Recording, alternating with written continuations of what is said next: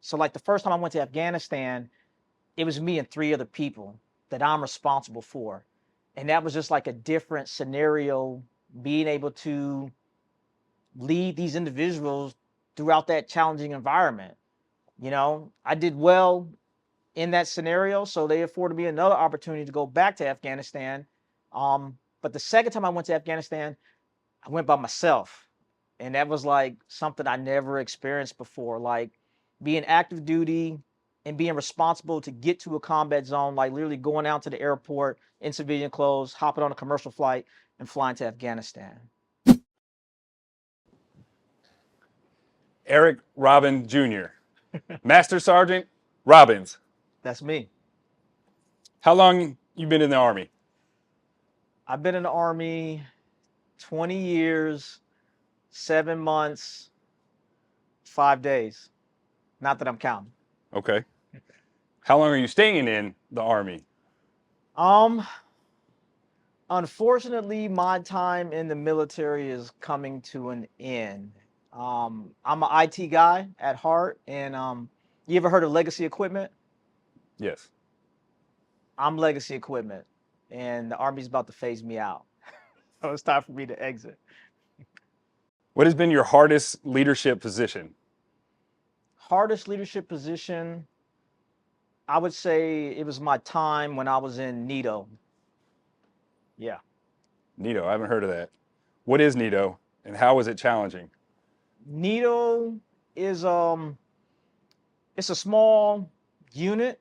They do real world tactical missions, and NATO stands for National Intelligence Tactical Operations. What made that challenging? NATO was a special place that it's a joint environment. So everyone in NATO is supposed to be there, right? So when I got selected and afforded the opportunity to work there, I showed up and I'm Staff Sergeant Robbins. And when I show up to NATO, there's a bunch of other staff sergeants there, right? So I'm asking myself, how do I fit in? And it's one thing to lead people from when they're lesser ranked, like leading a subordinate. But when you got to lead your peers, it's kind of like a different environment because you got to get them to follow you. And then also in NATO, it's a joint environment. So not only was I with my peers of the Army, I was with my peers from the Navy, the Marines, the Air Force. So I really got to figure out how can I be a part of this team. And me trying to figure things out, I kind of took like a Coach K's mentality. And Coach K talks about this thing he called like the fist mentality. And with the fist mentality, it's like imagine you get in a fight. And if you getting ready to fight somebody and you trying to punch with an open hand, you can damage a finger, you're gonna hurt your hand, you might even break your hand.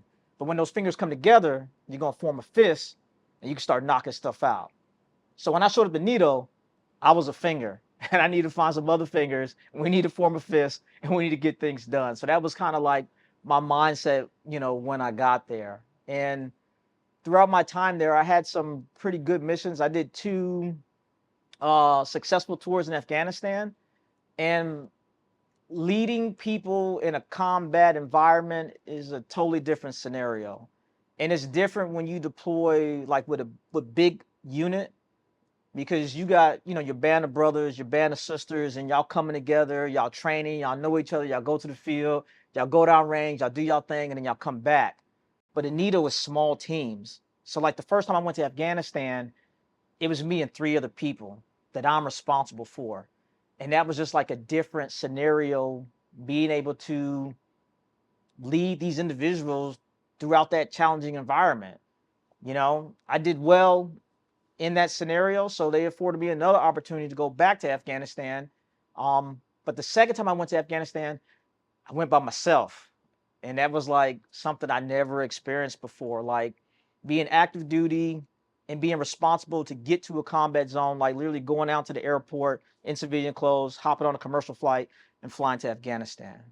So that whole arena in NATO, that's what made it challenging for me. I like the fingers and the fist reference. Hey. But you talk about leading and working with other soldiers, and not every environment will you find uh, personnel that you get along with or that you like, Mm-hmm. you know, both as a soldier or a service member and as a person, what's your outtake or look on how to lead people that you just can't stand or don't like because your values or your work ethic don't match? As a leader, you got to understand you are put in charge because people trust you, and you got a mission to execute. And sometimes you got to work with the resources that you are given. Sometimes you got great resources, and sometimes you don't. And we are all human. And I think sometimes people lose sight of that when they're holding these leadership roles. And you're going to run into people like you might genuinely don't like. Y'all might not align. Y'all come from different backgrounds. Y'all got different values. But at the end of the day, they're still part of your team. You got to take care of them, and you got to get the mission done. And my kind of outlook on that is like, they're kind of like kids. Sometimes you might not like your kids, but they still your kids. You got to feed them. You got to take care of them. You got to give them something to eat. And sometimes you cook them for them. They don't even want to eat. They don't like what you cook, but you still feed them every time. Your kids grow up. They love you. They flourish. And then one day they come back to you and say, you know what? Everything you did for me, I really appreciate it. So even if you may not like them sometimes, take care of them kids. I like it. What is the creed of the non-commissioned officer?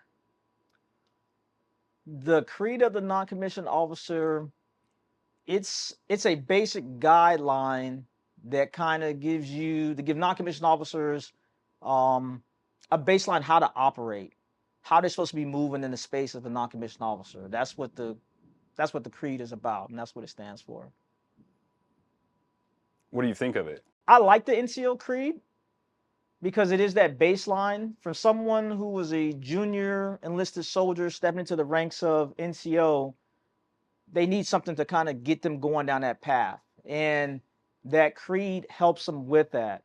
And I do like the creed, but I believe it's like it's a piece of leadership. And what I mean by a piece is in the Army, creeds are a thing. We got the NCO creed, you got drill sergeant creed, junior enlisted soldier, they got soldiers creed. And all those creeds are those baselines to help govern these individuals when they're supposed to operate in those spaces, right? And why I say it's a piece of it, because let's say you just take the first part of the creed out, take the soldier creed out, take the NCO creed out, take the drill sergeant creed. I'll just come with the word creed, right? I think every individual needs their own creed, because as you step into a leadership role, regardless what you see, regardless what you heard, you still got to be your own leader. And for you to be your own leader, you got to have your own creed. There's got to be some type of values. There's got to be some type of work ethic. There's got to be something that you've learned growing up that you believe in yourself, that's part of your creed that you live by. Because a lot of times in leadership roles, you're going to be challenged a lot. And sometimes you got to look people in the face and say, that's not right. And we need to go this way instead of going that way. And if you don't have your own creed to live by, I think it's kind of hard to stand up to someone when you're facing those times of adversity. So the NCO creed, I like it. I think it serves a great purpose. And I just think it's a piece of leadership, but I also think individual creed is something that needs to be established to be a successful leader. So you talked about having your own creed growing up and living by your creed, but this is somebody else's or another entity's creed. What made you buy into this creed, or lack of a better term, drink the Kool-Aid? I believe in it. When I grew up through the military, I ran into a lot of senior leaders who took care of me, and they lived by those creeds. They lived by those values. They bought into the system, the structure, and I seen it firsthand. A lot of time when I first came in, I joined in right after 9/11, and the next thing you know, I'm in a combat zone. And as a junior enlisted soldier, I mean, we got basic orders: be in the right place, right time, right uniform. And you got a lot of trust in these leaders. I've seen these leaders perform through those times, living through those values. So when I was afforded the opportunity to be an NCO and I was a part of that creed, it was easy for me to believe in it and live through it because I've been through it. So you talked about you like the creed because the people took care of you that lived that creed previously to you. Did you ever have anybody that was senior to you that just didn't live by the creed? and not take care of you? And how did that make you buy more into the creed, or did you second guess it from time to time because of other people that were supposed to be living by that creed not living it? I never second guessed it because one of the things I mentioned earlier is we human. People make mistakes and people do things that they think is right, and some people blatantly do wrong. And I kind of hate to say this, but sometimes bad leadership makes good leadership. You can be a person who has experienced or lived through bad leadership, and you look at that and say, I didn't appreciate that. I didn't like that. This is how I'm going to do it better. And I'm pretty sure everyone has experienced some form of bad leadership. It has nothing to do with the military. I think no matter where you're working, you might have that one boss, that one supervisor that you feel like you could probably do a better job. So part of it is being a part of the organization, believe in the organization, support the organization. Even though that individual may not be doing right, still live by your own creed, have your own values, complete the mission, and just know that one day you're going to have your time to shine. And when it's your time, the things that you didn't like, that didn't go well, change it. Okay. So with the creed, with your creed and the NCO creed, as a senior NCO, would you say what's more important, loyalty or respect? Loyalty or respect, I would say at my level, loyalty is more important. And I say that loosely because I'm not saying respect isn't important, but me as a senior non-commissioned officer, professionally, I don't have an issue with people respecting me.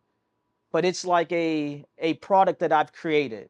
The way I carry myself, the way I speak, the way I talk to people, my demeanor, it kind of demands respect.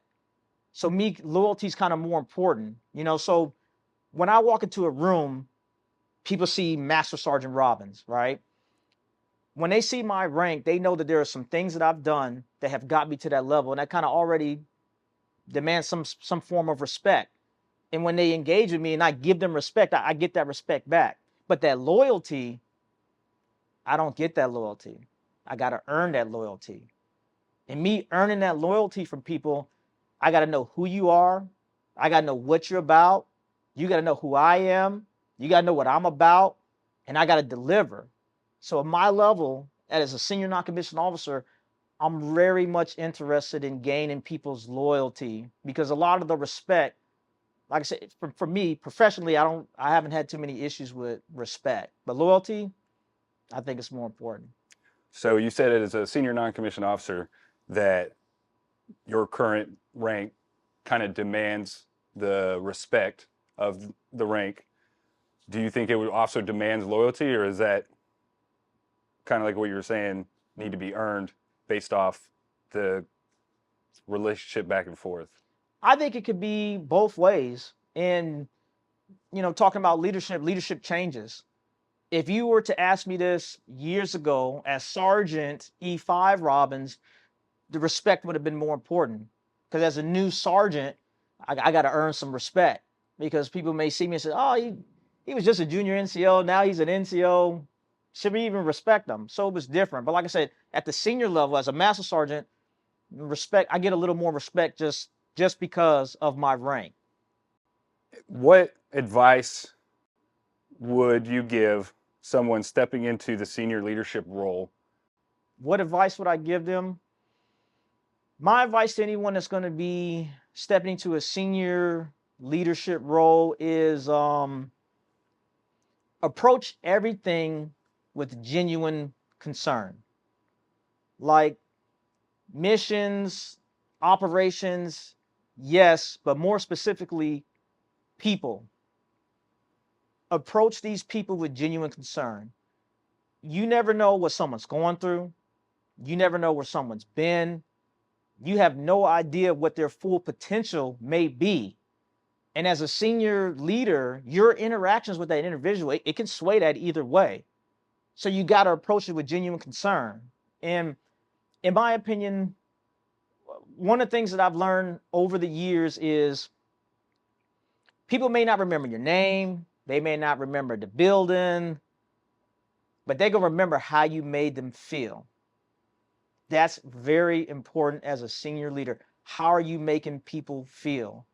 For someone to say, man, that one mass sergeant, man, he used to, treat me like trash, man. What's his name? They don't remember that name, but they remember that feeling. And when you're taking care of those people, you remember that one guy, mass sergeant, oh, I remember his name. Oh man, I remember that one time my daughter was sick. He came to me and said, hey, don't worry about the mission. I got it. We're going to cover it down. Go take care of your family. That's important. So when it comes to being a senior leader, I'd say my advice to anyone would be approach everything with genuine concern. So I've heard you talk a lot about or reference families and kids. Do you feel like the Army facilitates soldiers taking care of their families? I do. And a lot of that depends on the individual who's in charge of these people at that time. And there's another analogy I'll give folks, right? The Army is like a database. And a database performs a set of functions, and it just functions, right? But a database is only as good as the information you put into it. The military is a people database. You got to take care of the people for it to function. And I think some folks lose sight of that. So that's one thing I'm always mindful of. If I can take care of someone's family or help them take care of their family, that's the most important thing to them. Helping them do that, if I need them to do whatever, go to the motor pool, take a computer over here, it's not hard for me to get that work out of them because they know I have their best interests at heart and I'm supporting their needs, the things they want to do, and supporting their family. So I asked you what your hardest role was, and that's what a lot of us remember is what the hardest times that we had to go through in the military or jobs that we have done. What was the easiest, funnest role that you had, regardless of rank or position? I would say one of the most rewarding roles that I've had as a leader was working for generals. I worked for a lot of 4-star generals. I worked for a couple 2-star generals. And the reason why I say the most rewarding, kind of the most fun, is because once I earned that trust with that flag officer, things were great for the people who were under me. And there are going to be a lot of people watching this, and I'm going to say something, right? I don't know why, but military awards are a very touchy subject, right? I don't know why they are, they just are. But throughout the times I've worked for these generals, once I earned that trust, everybody who worked for me and performed, they were well awarded. And like, for example, the last time I worked for a general, I was in Korea. And Korea was a 1-year assignment. Everybody who worked for me throughout that time, they either left with 2 or 3 awards. I created an environment and I laid the groundwork so that when I bring their name up to that general, they know exactly who they are. Hey, this mission coming up. Hey, Jones, I need you to go with the general. Hey, we got this briefing coming up. Hey, Smith, I need you to brief the general. The general is kind of like motorcycle leadership. Be seen, be heard. So when that award comes across their desk and the general says, why do you deserve that? I can say, you remember Jones did this to help you facilitate your mission. And the only thing I got to do is sell the product. And it's easy to sell the facts. I'd say that's my most rewarding job. Now, we all know in being in the Army, we know the best places to go to and the worst places to go to as far as duty stations. What has been your worst and what has been your best? Why? To be honest, there's no worse.